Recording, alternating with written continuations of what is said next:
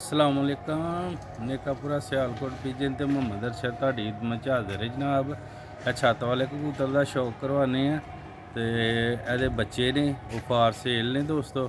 जिस दोस्त भरा नूं चाहिए होंगे जैनवन ये बच्चे ने इंशाअल्लाह ताला। तो उम्मीद है नर पसंद आएगा, बच्चों का भी तुहानूं शौक करवाने हैं जी दोस्तों। वेखो नर माशाल्लाह जैनवन सियालकोटी छत वाला नर। कबूतर नहीं सेल करना, बच्चे सेल करने दोस्तों। देखो कुंदा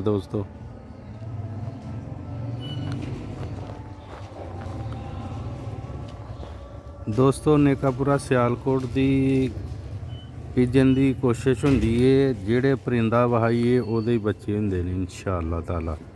कदी भी दोस्तां दे नाल वादा घाटा नहीं कीता, जिस जोड़े दे हुंदे ने दोस्तां नूं शौक करवाईदा है। नर जे बच्चे इंशाअल्लाह ताला ऐसे तरह ही दे बनदे ने। क्या करो वे अकल वे दे खिच लो।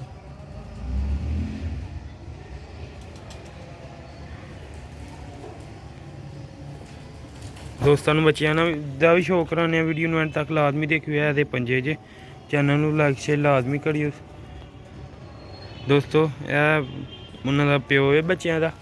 दोस्तों बच्चों का भी पहले शौक करा देने तो फिर एंड ते छड्ड के भी सारे का शौक करा। वीडियो नूं एंड तक लाजमी देखियो। तो दोस्तों फार सेल ने जिस भरा दोस्त नूं चाहिए ना 8000 रुपये के मिल जाएंगे। तो दोस्तों वीडियो नूं लाइक शेयर लाजमी करियो। जिस भरा दोस्त नूं चाहिए ने 8000 के दोवें बच्चे मिल जाएंगे। लो भी दोस्तों है जे पहला बच्चा जैनवन होवे बच्चे ने।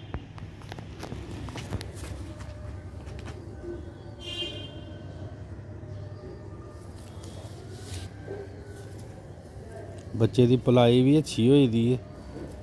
हड्डी जोड़ बंद देख लो पंजे जरा डोलियां च होंदे ना पहले हफ्ता दो नरम ही रहिंदे ने। जो खुली जगह ते जांदे ने ना फिर वो थल्ले उत्ते हुंदे ने, फिर कुंदा शुंदा हर शै टैट हो जांदी है। छोटे बच्चे ने ते चोगा लैना छड्डिया ही है। अगों निकल आए ने बच्चे तो मैं चलो दोस्तां नाल वीडियो शेयर कर दईए। बनने इंशाअल्लाह कबूतर हारने। तो दोस्त भराओ किस्मत वाले बच्चे ने जेह्ड़े भरा दोस्त की किस्मत होंगे इंशाअल्लाह उन्हें मिल जाएंगे। सियालकोटी छत वाले कबूतरां दे बच्चे का शौक पे घटदे पहले प्यो का शौक भरा माशाअल्लाह।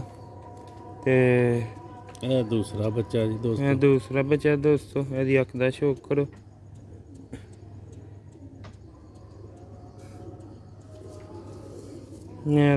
मादी ने छोटे छोटे बच्चे कड़ ले ने ते अंदर नेरा हो गया। तो मैं क्या मादी उत्ते भावें बैठे ही ना ते बच्चे मर ना जान।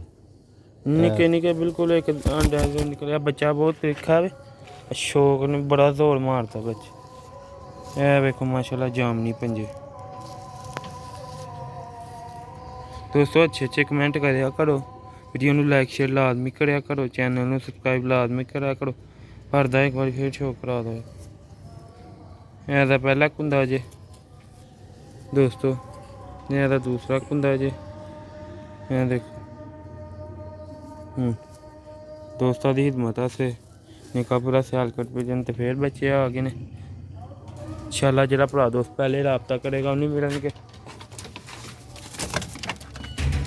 लोग दोस्तों है टुरदे फिरदे वेखो परिंदे सियालकोटी छत वाले कबूतर बच्चे फार सेल।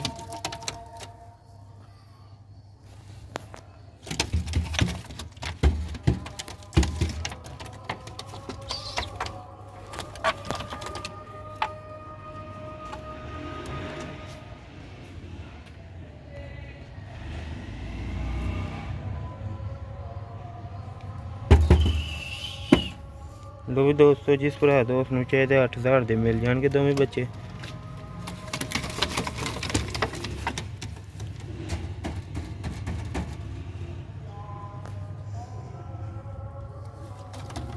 जो भी दोस्तों ने कपड़ा सियालकोट पिजन अगली वीडियो से ज़्यादा चाहता है तो हमें अच्छी याद रखना, जल्दी रब्ता करना। WhatsApp number 0308 54 484।